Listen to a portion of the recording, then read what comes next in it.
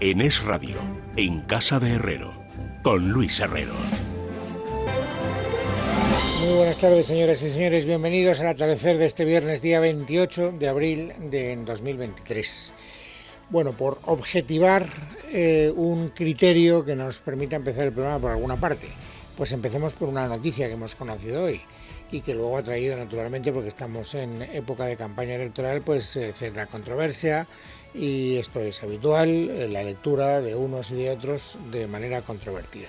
Bueno, la noticia, el dato concreto, es que el IPC, que llevaba varios meses bajando, en abril ha roto esa tendencia bajista y ha subido, y está ahora en el 4,1%. Pero como ustedes saben, estos datos siempre hay que darlos con algún matiz que permite valorar mejor ese dato concreto, porque durante los últimos meses hemos estado viendo cómo bajaba la inflación y, sin embargo, subía la inflación subyacente, que es la que más impacto tiene en el producto de los alimentos, de tal manera que durante mucho tiempo hemos estado viendo esa aparente contradicción en que el índice de precios del consumo subía y además, subía, subía hasta que empezó a bajar, quiero decir, cuando subía y cuando bajaba el gobierno lo que hacía era vender que esa bajada estaba empezando a reflejar una actuación del gobierno en la buena dirección. ¿Y cuál era el argumentario, cuál era el argumento que utilizaba la oposición para tratar de echarle agua al vino? Pues fijarse en la inflación subyacente, es decir, bueno, está bajando la inflación, pero está subiendo el precio de los elementos de la cesta de la compra. Por lo tanto, lo que perciben los ciudadanos no es ese mensaje tan optimista que ustedes, señores del gobierno, nos están vendiendo. Bueno, ¿por qué quiero hacer esta pequeña introducción? Porque hoy se han invertido las tornas, y esto siempre cuesta entender. ¿Por qué? Pues porque el índice general del IPC, en vez de bajar, ha subido, y sin embargo la inflación subyacente ha bajado. Y esto, pues si fuéramos coherentes con el argumentario que habíamos utilizado hasta ahora, llevaría a la oposición a congratularse, puesto que la inflación peor, la más nociva para el índice, para el precio de los alimentos, ha bajado, aunque haya subido el índice general, y sin embargo no es así. No puede ser así, y lo vuelvo a repetir, ni va a ser así jamás mientras haya una convocatoria electoral a la vuelta de la esquina. Es interesante ver cómo por ahora lo que le preocupa al gobierno no es que haya bajado la subyacente, sino que haya subido el índice general. Y naturalmente el gobierno sigue haciendo la lectura más positiva posible en uno y en otro campo para que los ciudadanos crean, sepan, tengan la sensación de que hay alguien al volante y que además alguien que sabe en qué dirección nos conduce. Bueno, esta es una valoración muy general que probablemente no les habrá servido de mucho, pero lo que sí que les va a servir son los datos que concreta a partir de ahora Noelia Bautista. Si atendemos a la primera, sepan que la inflación ha subido 8 décimas en el mes de abril y se instala en el 4,1%, espoleada por el encarecimiento de los carburantes, que suben ya que se comparan con el mes de abril de 2022, en el que, como saben, entró en vigor el descuento de 20 céntimos por litro de combustible. Y no solo eso, también porque la electricidad baja ahora menos de lo que le hacía hace un año. Frente a esta subida hay que destacar, como apuntabas, el descenso que ha sufrido la inflación subyacente, la que descuenta la energía y los productos frescos, que con respecto al pasado mes resta 9 décimas y se instala en el 6,6%, su menor nivel desde noviembre de 2022. Bajada y repunte que el Gobierno ha explicado así. Nadia Calviño, vicepresidenta económica. La inflación subyacente ha bajado casi un punto en abril gracias a la ralentización del precio de los alimentos y, como preveíamos, la inflación general ha repuntado por el efecto base. Optimismo de los de Sánchez que no convence al Partido Popular. Cuca Gamarra, portavoz. El triunfalismo del Gobierno no se acompaña de la realidad de los datos. Y desde que Pedro Sánchez está gobernando en nuestro país, la inflación ha subido un 15%, la inflación subyacente más de un 13%. Y los alimentos tienen un incremento de más del 25%. Esta es la realidad. Añade Gamarra que el único beneficiario de la inflación está siendo el Gobierno de España y Pedro Sánchez, ya que la subida de precios va a generar, dice, 32.000 millones de euros más de ingresos extra a las arcas del Estado. Destacar que son datos adelantados que tendrán que confirmarse en 2 semanas, cuando conoceremos el crecimiento o no real del precio de la cesta de la compra, que Podemos, socio de Sánchez, reitera que hay que intervenir. Bueno, a mí no me parece muy coherente la línea de oposición que ha elegido el Partido Popular, Cuca Gamarra, para afear los datos de la inflación que hemos conocido hoy, y sí que me parece que es coherente el Gobierno. El Gobierno siempre nos ha estado diciendo, antes o después, no se preocupen, la inflación subyacente va a empezar a bajar y por lo tanto la presión de los precios en la cesta de los alimentos también va a bajar. Y eso es lo que este mes parece que apunta. Hay que decirlo con toda la cautela y con toda la prudencia del mundo. Hasta el punto de que el ministro Planas, el ministro de Agricultura, hoy ha dicho que estos datos que hemos conocido en relación al mes de abril confirman que las medidas que adoptó el Gobierno en su día van en la buena dirección y que no cree que haya que tomar medidas de nuevo cuño. Adoptamos medidas en el mes de diciembre, hemos conseguido contener y ahora espero que entremos en una senda de disminución del precio de los alimentos. Estamos claramente por debajo de la media europea, pero la bajada de las materias primas tiene que significar evidentemente una bajada de los alimentos, y es lo que nos señala el INE publicando estos datos avanzados del día de hoy. Bueno, y aquí es donde viene la sorpresa desde el punto de vista del relato informativo, porque claro, uno escucha estas palabras del ministro de Agricultura y dice, ¿quién va a salir a rebatirlas? ¿El Partido Popular? Pues no. ¿Quién ha salido a rebatirlas? Su socio de gobierno, Unidas Podemos, o por lo menos Podemos, la secretaria general de Podemos, que es Ione Belarra, que ha escuchado esto que acaban ustedes también de escuchar en boca del señor Planas, y que sin embargo en voz alta ha hecho esta reflexión. Hoy conocíamos el dato del IPC y a mí me preocupa que el ministro Planas y el Partido Socialista, la parte socialista del Gobierno, estén mandando el mensaje a la ciudadanía de que de alguna manera tenéis que tener una fe ciega en el Gobierno. Ella no parece que la tenga. Y no la tendrá mientras el Gobierno no le haga caso y no tome las medidas que el Gobierno no quiere tomar. Escuchábamos hace un instante a Planas diciendo ya tomamos las medidas en diciembre, ahora estamos empezando a ver los resultados, no creo que haga falta tomar medidas añadidas.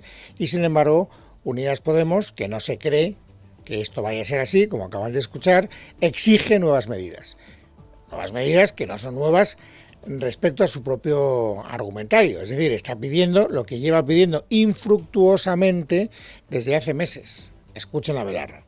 Creo que la gente tiene la sensación de que a este gobierno le ha faltado valentía con la gran distribución alimentaria, que le ha faltado valentía con los grandes supermercados como Mercadona o Carrefour. El Gobierno tiene que ser valiente, hay que intervenir la cesta de los alimentos.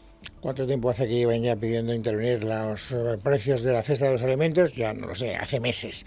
Y el Gobierno siempre ha hecho caso omiso a esta reivindicación. Pero como estamos en campaña electoral, vuelvo a hacer la reflexión de siempre, pues es evidente que este va a ser uno de los discursos que va a utilizar Unidas Podemos para marcar un perfil propio y distanciarse de la imagen que le asocia a su socio de gobierno, que es el Partido Socialista. Bueno, esto por lo que respecta a la noticia del día, o sea, una noticia que hemos conocido hoy, que es la evolución del IPC. Y luego estamos todavía con dos asuntos que colean y que seguirán coleando durante mucho tiempo, y que además, yo lo vuelvo a repetir, ayer lo dije, creo que el Gobierno está sabiendo utilizar mejor que la oposición. El Partido Popular a mí me da la sensación de que se está metiendo en un lío, pero de difícil salida, con el asunto de Doñana. Saben ustedes que hay un plan del Gobierno andaluz para tratar de convertir en zonas de regadío, zonas que eran de secano, legalizando una serie de pozos ilegales que estaban funcionando. Bueno, y que eso, con la falta de agua que hay, pues choca con lo que Bruselas le está diciendo y con lo que el Gobierno le está diciendo y con el grupo y con lo que el resto de los grupos de la oposición le están diciendo. Bien, hasta ahí resumen de lo publicado. Nada nuevo que ustedes no conozcan si han seguido esta historia durante los últimos días. Pero es que ya, rizando el rizo, ayer el consejero de Presidencia del Gobierno andaluz, Antonio Sanz, dijo, en relación a la actitud que estaba manteniendo Bruselas, que no era favorable a la del Gobierno andaluz, que la culpa la tenía la influencia negativa que estaba teniendo en la actitud de la propia Bruselas el hijo de Luis Planas. Escúchenlo. Hemos conocido, parece ser, que el que hace los papeles es el secretario general del PSOE de Bruselas, es miembro de la Ejecutiva Federal del PSOE a nivel nacional y es el hijo del ministro de Agricultura. Ya, esto suena regular, pero claro, uno tiene que conocer, me parece a mí, esta es una opinión muy personal, por supuesto, pero tiene que valorar las consecuencias de lo que dice o de lo que hace. Porque esto es llamar tonto del bote al comisario de turno. ¿Qué pasa? Que aquí hay alguien que además es hijo del ministro de Agricultura de un país concernido en un debate y entonces yo, sin contrastarlo, sin comprobarlo, sin darle ningún tipo de contrastación, doy por bueno lo que me dice este funcionario. Esa es mi única fuente de información. Elaboro una tesis solo en base a lo que me dice este hombre. Eso no es creíble, o eso es tomarse a chirigota la seriedad de las instituciones europeas. Esta es mi opinión particular. Aparte de lo que le ha dolido naturalmente a Luis Planas, que es el ataque personal que no sé muy bien a dónde nos lleva. A veces la política tiene momentos de inmensa bajeza. Eso es uno de ellos, que el número 2 del gobierno andaluz, con absoluta ignorancia, sabiendo perfectamente que está mintiendo, que era capaz de meterse con una persona que no puede defenderse porque es un funcionario europeo por oposición hace 8 años y que es una persona absolutamente recta y que nada tiene que ver con el expediente, muestra que el PP está desesperado. Bueno, Antonio Sanz hoy tenía la oportunidad de matizar sus palabras o de haber pedido disculpas de alguna manera. Ha tenido la oportunidad, pero desde luego no lo ha aprovechado. Lo que ya pusimos de manifiesto es una evidencia, con lo cual no hay ninguna novedad, ¿no? Lo que sí parece, desde luego, un escándalo es que el ministro Planas y el señor Sánchez sigan viniendo junto a otros ministros a Andalucía a atacar a Andalucía, a agredir a Andalucía.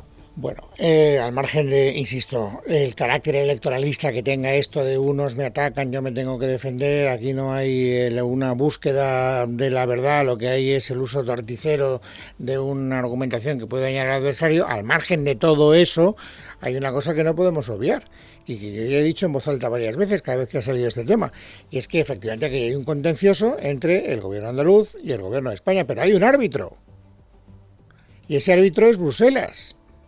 Y lo que está pidiendo el Partido Popular es que Bruselas les dé la razón. Y no parece que Bruselas, hoy por hoy, yo no digo que eso no pueda cambiar en el futuro, pero no parece que hoy por hoy Bruselas esté dispuesto a darle la razón al gobierno andaluz o a bendecir sin muchas enmiendas lo que el gobierno andaluz quiere tramitar en el Parlamento Autonómico. Por eso le están dando al principal partido, en este caso de la oposición en Andalucía, que es el partido gobernante en España, al PSOE, el argumentario de cajón. Es decir, ¿qué puede decir Planas después de escuchar a Sanz? Lo que ha dicho hoy. Es una propuesta ilegal, va en contra de la sentencia, va en contra de la directiva Marco del Agua, de la directiva Hábitats, va también, evidentemente, contra la posición de la Comisión Europea y después es incluso ilegal desde el punto de vista constitucional español porque se arroga una competencia en materia de aguas que es del Estado y no de la comunidad autónoma al respecto. Bueno, hay que agradecerle al ministro Planas. Yo tiendo a simpatizar con el ministro Planas. Me parece que es uno de los ministros que saben de lo que hablan y que conocen lo que es materia de su jurisdicción y por lo menos cuando da una opinión la fundamenta. Uno podrá estar de acuerdo o no con lo que cuenta, pero por lo menos te da una serie de razones que explican el porqué. Porque si ahora vamos a cuál ha sido la actitud que adopta Unidas Podemos, nos encontraremos en que es una descalificación genérica, muy abrupta, muy, en fin, llamativa, si ustedes quieren, por el modo en que lo dice Ione Belarra, pero que detrás no esconde ningún argumento. El señor Moreno Bonilla es el Bolsonaro andaluz. Es una persona que va a cometer una salvajada en Doñana, que es la principal reserva ecológica de Europa. El Partido Popular está a medio telediario de decir que la Comisión Europea es socialcomunista, compañeros y compañeras. A medio telediario. Bueno, probablemente sabía que los medios de comunicación íbamos a reproducir esta declaración y al fin así ha sido porque es llamativa, pero luego uno rasca y dice, bueno, ¿y eso qué quiere decir? ¿Qué significa? ¿En qué se argumenta? pues aquí no hay ningún argumento. Pero vamos, como vuelvo a repetir por 14ª vez, estamos en campaña electoral, Podemos no solo arremete contra el Partido Popular, ojo que en esta cuestión, en el fondo de esta cuestión, que es la escasez de agua que tenemos en España y por lo tanto el buen uso que hay que hacer en Doñana también de esa escasez, contra quien arremete es contra el partido con quien gobierna.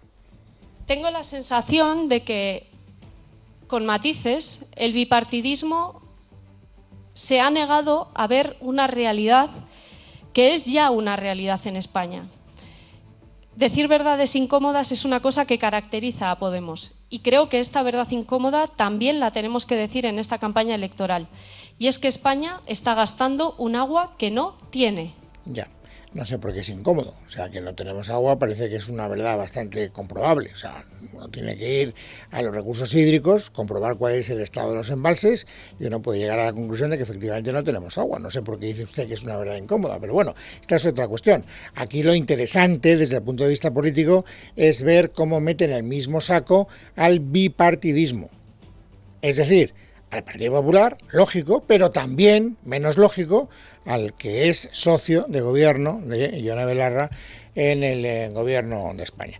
Y luego también hay que hacer referencia a algo que sigue coleando, no solo Doñana, que además seguirá siendo materia de información seguro la semana que viene, que es la aprobación ayer de la ley de la vivienda. Hoy la ministra del ramo, Raquel Sánchez, ha participado en un desayuno informativo y ha sacado pecho, sacó la medalla, ha contado lo que el gobierno nos viene contando, que esta es una ley estupenda que va a remediar todos los problemas que tenemos en el sector. Javier García. La ministra ha celebrado en un desayuno informativo que se trata de la primera ley de vivienda de la democracia y ha cargado contra aquellos que, asegura, generan ruido y promueven que se trata de una norma que lesiona a la propiedad. Afirma que la ley no va contra nadie, ya sean pequeños propietarios o grandes tenedores, y que tampoco atenta contra la libertad.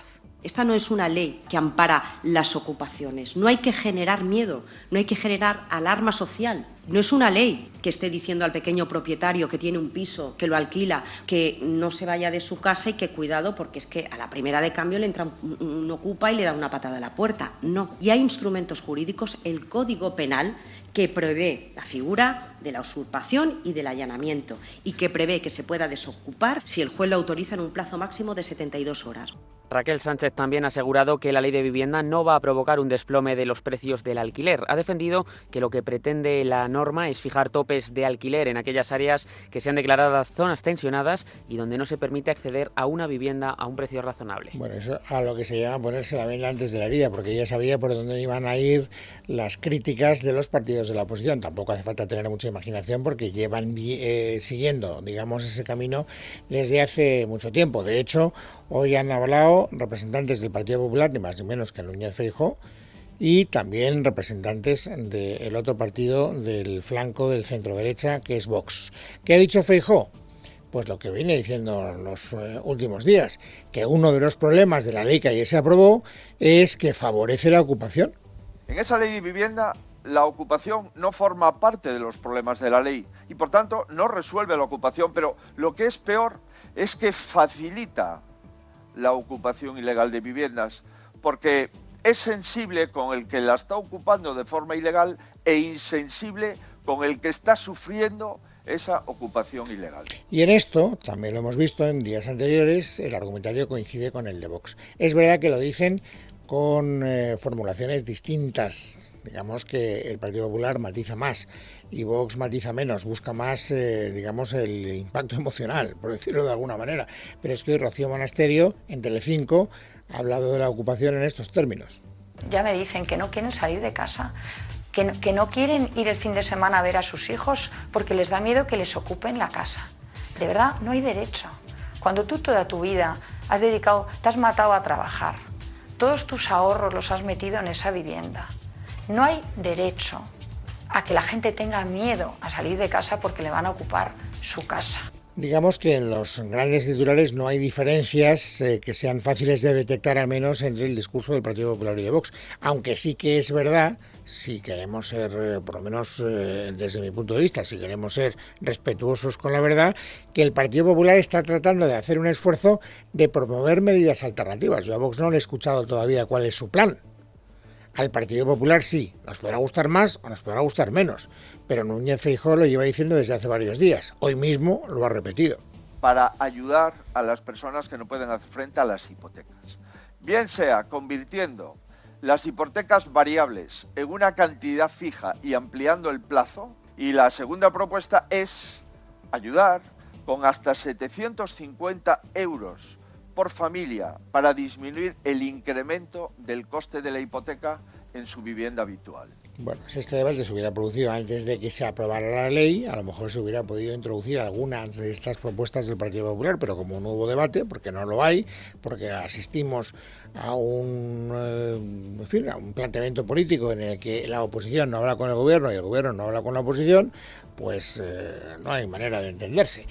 Y hay una última referencia que también les quiero contar, es muy interesante, y yo no sé quién nos va a deparar en el futuro, pero a lo mejor nos depara alguna sorpresa y no agradable precisamente para el gobierno de España. Ya saben que hay una directriz que han pactado, entre otros, los países de la Unión Europea, pero no solo, también Estados Unidos y otros países del bloque occidental, estableciendo una serie de restricciones al comercio con Rusia. Nosotros no podemos, por ejemplo, importar diésel de Rusia. Y sin embargo, parece que estamos importando diésel de Rusia. ¿Por qué? Porque se lo estamos importando a Marruecos. ¿Pero de dónde lo consigue Marruecos? De Rusia. Y si eso fuera verdad, estaríamos incurriendo en un conflicto que nos podría traer graves consecuencias. ¿Cuál es la actitud del gobierno?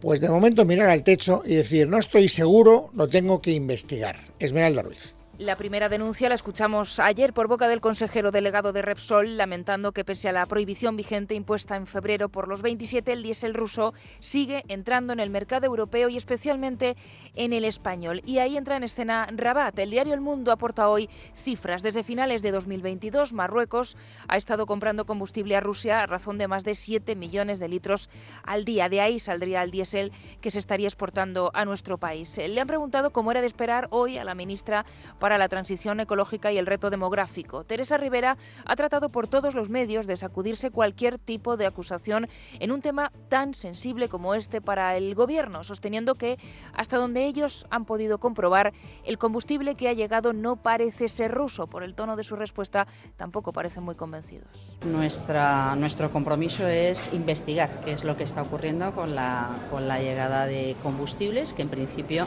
vienen con papeles que acreditan su procedencia correcta, pero ante la menor sospecha lo que corresponde es investigar si esos papeles son papeles correctos y si efectivamente los productos que importan son de donde dicen que son o si vienen de otra procedencia y han sido ha habido algún tipo de irregularidad. Fue la propia Rivera. Recordamos que en el pasado mes insistió a las energéticas españolas a prescindir del gas natural licuado que todavía llega desde Rusia. De ahí que la maniobra de Marruecos haya levantado serias sospechas. España en el foco en un momento, además de enorme urgencia rusa por encontrar nuevos compradores.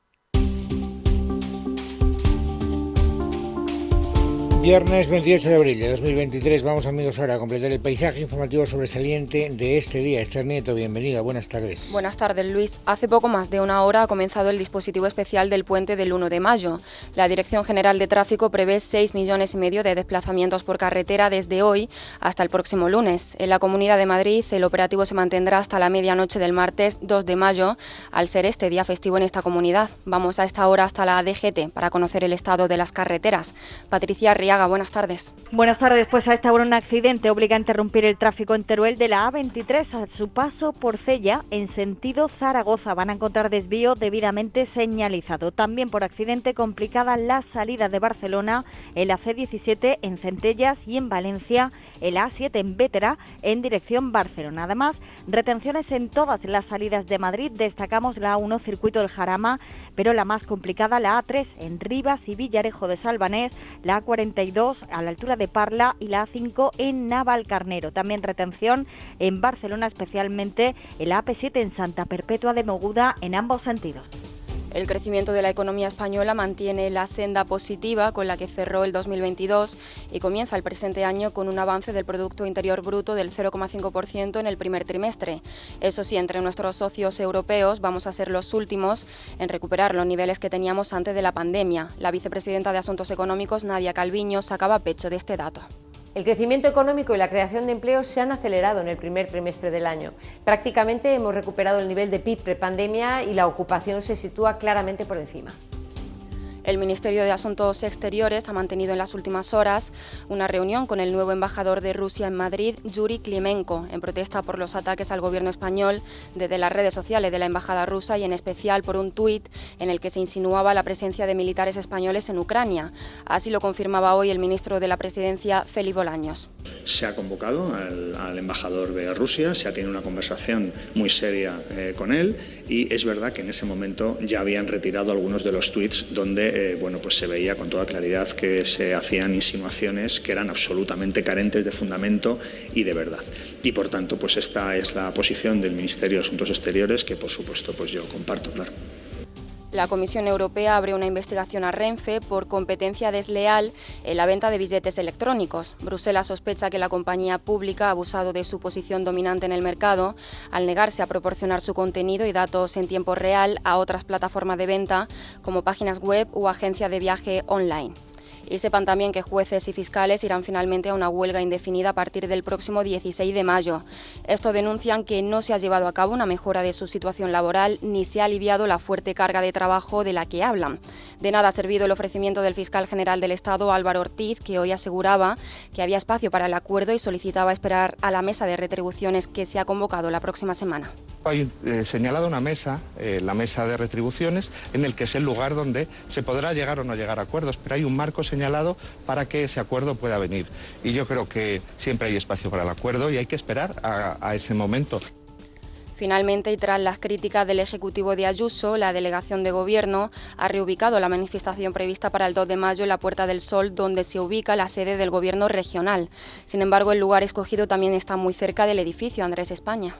Tras días de incongruencias y de medidas partidistas, el delegado del Gobierno en Madrid, Francisco Martín, da marcha atrás y reubica la manifestación prevista para la Puerta del Sol y lo hace en la calle Arenal, aunque lo hace con una reubicación que parece una tomadura de pelo, ya que la calle Arenal desemboca, como asegura el consejero de Presidencia de la Comunidad de Madrid, Enrique López, en la Puerta del Sol. Y le quiero recordar al del Gobierno, por si no lo sabe, que la calle Arenal desemboca en la plaza de la Puerta del Sol.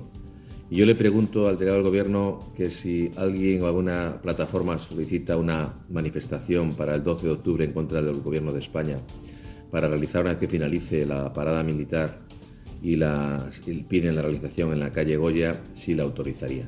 En fin, yo creo que tiene que tener claro el Gobierno que lo más importante ese día es el interés de todos los madrileños, de todos y cada uno de los que celebran su fiesta, la Comunidad de Madrid. Todo en un día en el que desde la Comunidad y el Ayuntamiento de Madrid apelaban al sentido común antes de conocer una reubicación que, como decimos, no es muy notable, ya que la calle Arenal es una de las calles de entrada y salida de la plaza de la Puerta del Sol.